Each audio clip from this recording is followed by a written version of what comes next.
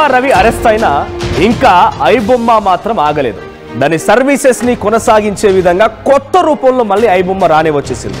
ఐబొమ్మ 1 పేరుతో ఈ కొత్త వెబ్సైట్ ని మళ్ళీ లాంచ్ చేశారు. అయితే ఐబొమ్మ 1 లో కూడా కొత్త సినిమాలు ఉన్నాయి. ఐబొమ్మ 1 ఓపెన్ చేస్తే అది మూవీ రూల్స్ కి రీడైరెక్ట్ అవుతోంది.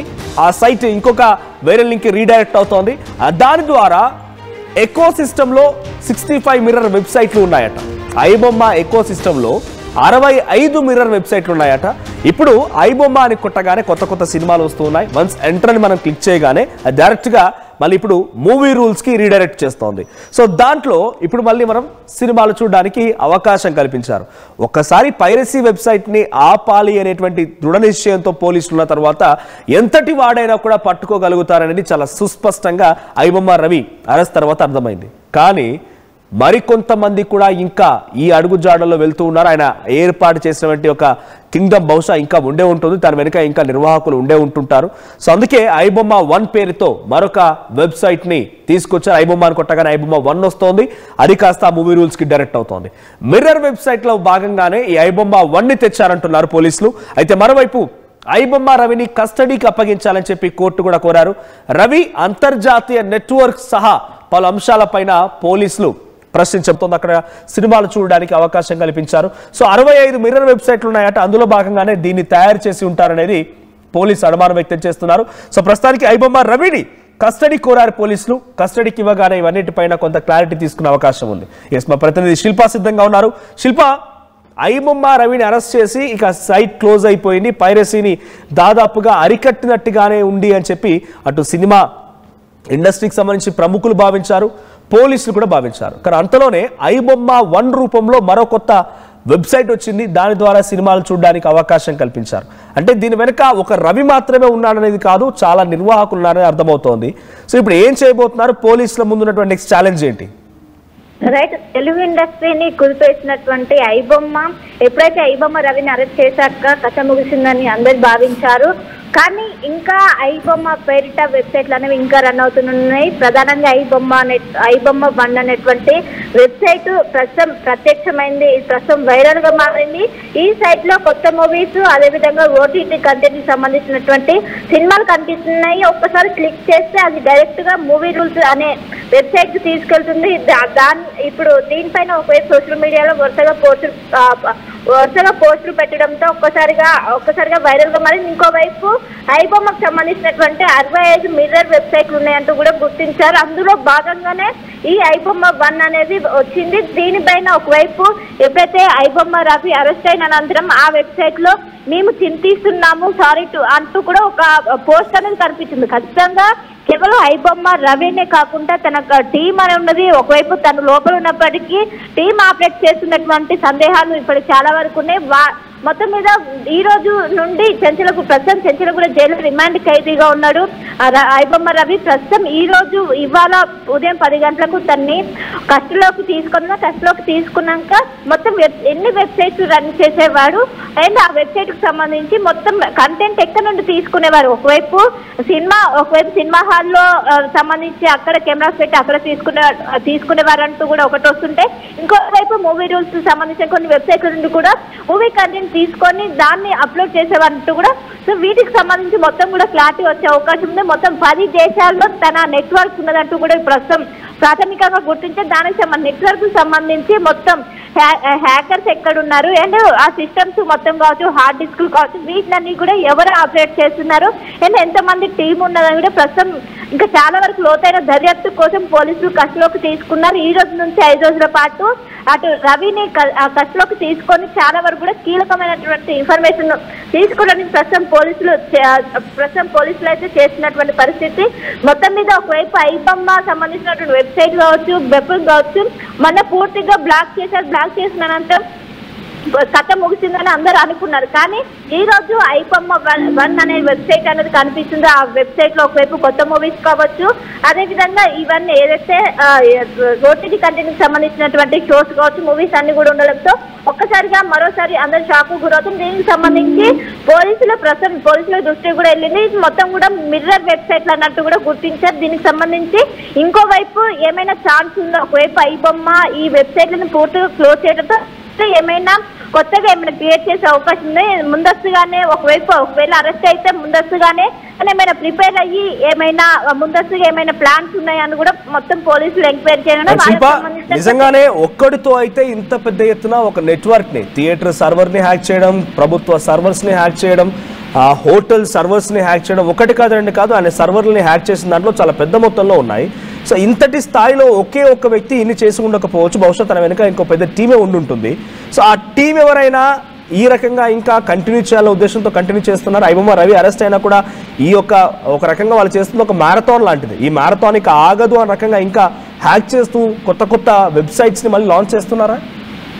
రైట్, ఖచ్చితంగా ఐబొమ్మ రవి ఒకవేళ అరెస్ట్ అయినా దాన్ని ఇంకా ముందు సైట్ ని తీసుకుపోవడానికి వాళ్ళ దగ్గర ప్లాన్స్ కాబట్టి టీమ్స్ ఉన్నట్లు కూడా స్పష్టంగా అర్థమవుతుంది.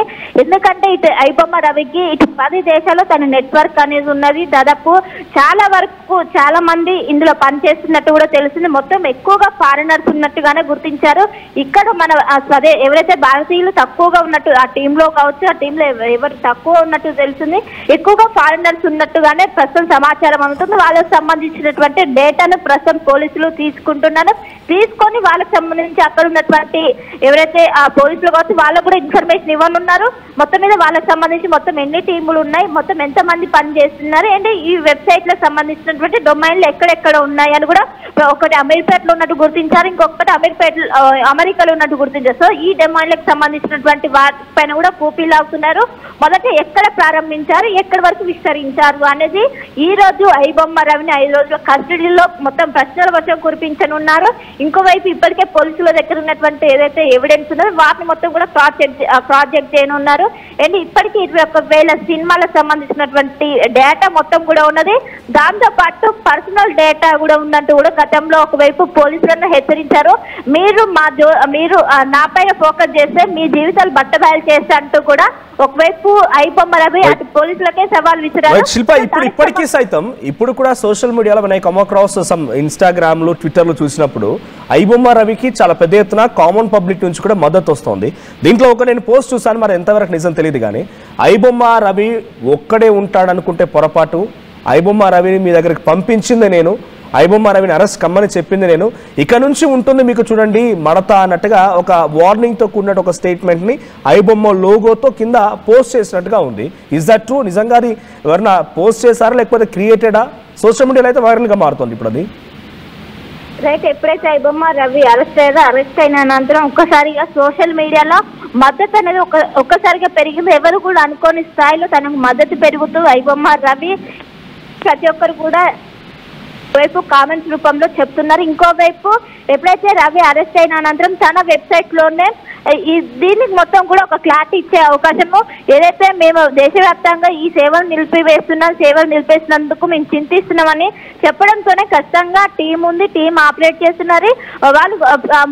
వాళ్ళు ఎప్పుడైతే టీం డిస్కషన్ కావచ్చు ఇవన్నీ జరిగినప్పుడే వాళ్ళు గతంలో ఎవరైనా అరెస్ట్ అయితే కీలకమైనటువంటి రవి అరెస్ట్ అయినప్పుడే ఒకవేళ నేను కనుక అరెస్ట్ అయితే ముందు దీన్ని ఏ విధంగా రన్ చేయాలి, మనకున్నటువంటి ఆల్టర్నేటివ్ వేస్ ఏంటని కూడా డిస్కషన్ చేశారు. అందులో భాగంగానే ఒకవైపు అరెస్ట్ అయినప్పటికీ తన తర్వాత ఉన్నటువంటి వాళ్ళు దీన్ని ఫాలో అప్ చేస్తున్నట్టు కూడా తెలుస్తుంది. వాళ్ళు దీన్ని రన్ చేస్తున్నారు, ఏ విధంగా ముందుకు తీసుకెళ్లాలి, అండ్ వాళ్ళు దీన్నే నమ్ముకొని ఒకవైపు దీనిపైన వాళ్ళు వర్క్ చేస్తున్నంత దీన్ని ఖచ్చితంగా రన్ చేసే వాళ్ళు ఉన్నారు. ఏదైతే చాలా వరకు కూడా సోషల్ మీడియాలో పెద్ద ఎత్తున అటు ఐబొమ్మ రవికి సంబంధించి పట్టుకోలేరు, వాటికి సంబంధించి అవన్నీ కూడా వస్తున్నాయి.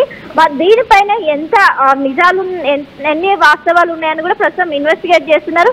మొత్తం మీద ఒక కీలక పరిణామం చోటు చేసుకుందని చెప్పుకోవచ్చు. ఒకవైపు ఈడీ ఎంటర్ అవడం, అనంతరం పోలీసులు కస్టడీలోకి తీసుకున్నాక ఏవైతే ఇప్పుడు వస్తున్నటువంటి సందేహాలకు కావచ్చు మొత్తం కూడా సమాధానం దొరకనున్నది. ఇప్పటి వరకు చాలా వరకు ప్రశ్నలు అలానే మొన్న ప్రెస్ మీట్ పెట్టిన అనంతరం కూడా అలానే మిగిలిన వాటికి మొత్తం కూడా ఐబొమ్మ రవి నుండి సమాధానం రాబట్టునున్నది. ఈ రోజు ఉదయం 10 గంటలకు చెంచలగూడ జైలు నుండి సిసిఎస్ పోలీసులు కస్టడీలోకి తీసుకొని ప్రశ్నల వర్షం కురిపించనున్నారు. Right, thank you Shilpa. So మొత్తంగా ఐబొమ్మ రవి విషయంలో పెద్ద ఎత్తున మద్దతు కూడా పెరుగుతోంది. ఐబొమ్మ రవి అరెస్ట్ తర్వాత ఆయనకు మద్దతు ఇచ్చేవారు. ఇన్స్టాగ్రామ్ లో మీరు ఆశ్చర్యపోతారు, ఐబొమ్మ రవి ఫ్యాన్స్ క్లబ్ అని కూడా ఒక ఇన్స్టా ఐడిని క్రియేట్ చేసి ఆయనకు సంబంధించి వీడియోస్ని ఏఐ ఇమేజెస్ని పెడుతూ ఉన్నారు సంథింగ్. సో ప్రెసెంట్ ఆయన విషయంలో ఎందుకు ఇంత స్థాయిలో మద్దతు లభిస్తున్నటువంటి క్వశ్చన్స్ కూడా రైజ్ అయినప్పుడు సినిమా టికెట్ ధరలు మీరు తగ్గించుకోండి, మీరేమైనా ఐబొమ్మ రవి ఎట్లా కూడా సామాజిక సేవ చేయడం లేదని అంటున్నారు. సో ఆయన సామాజిక సేవ చేయడం లేదు, సమాజాన్ని పట్టించుకోవడం లేదు ఆయన. సో మీరేమైనా సమాజ సేవ చేస్తున్నారా? మీరు సినిమాలు చేసేది మీ వ్యాపారం కోసం వ్యాపారం చేస్తున్నారు. ఇష్టం వచ్చినట్టుగా మీ సినిమా ధరలు నిర్ణయించుకొని మేము సామాన్యులకు అందుబాటులో లేకుండా చేసి ప్రతి సినిమాని ఐమాక్స్లోనే సింగిల్ స్క్రీన్ థియేటర్ లేవు. అసలు ఐమాక్స్లోకి వచ్చిన తర్వాత లోపలికి వెళ్ళి చిన్న పాప్కార్న్ తినాలన్నా తినాలన్నా ఇబ్బందిగానే ఉంది. సో దీన్ని బట్టి రీసెంట్ డేస్లో ఒక జర్నలిస్ట్ ఒక సినిమా ప్రమోషన్ ఇదే క్వశ్చన్ రేజ్ చేసినప్పుడు అలా అంటే మరి ఇంటి దగ్గర నుంచి వచ్చేటువంటి బైక్ పెట్రోల్ దగ్గర నుంచి లెక్క వేయాలి సార్ అని అంటే అఫ్కోర్స్ ఎంటర్టైన్మెంట్ కోసమే సినిమాలు చూస్తారు. సినిమాలు చూడడం వల్ల ఏదైనా పబ్లిక్లో మార్పు వచ్చే అవకాశం ఉంటుందా? సినిమాలు చూడడం వల్ల మార్పు ఇన్ సెన్స్ వాళ్ళ లైఫ్లో ఏదైనా చేంజ్ వస్తుందా? ఉన్న పరంగా ఏం వాళ్ళు 1-2 hours ఆఫ్ సినిమాలు ఏం మారరు కదా. కానీ సినిమాలు చూసేందుకు రిఫ్రెష్మెంట్ కోసం, మైండ్ని కొంత చేంజ్ చేసుకోవడం కోసం, కొంత రిక్రియేషన్ కోసం సినిమాలు చూస్తూ ఉంటారు.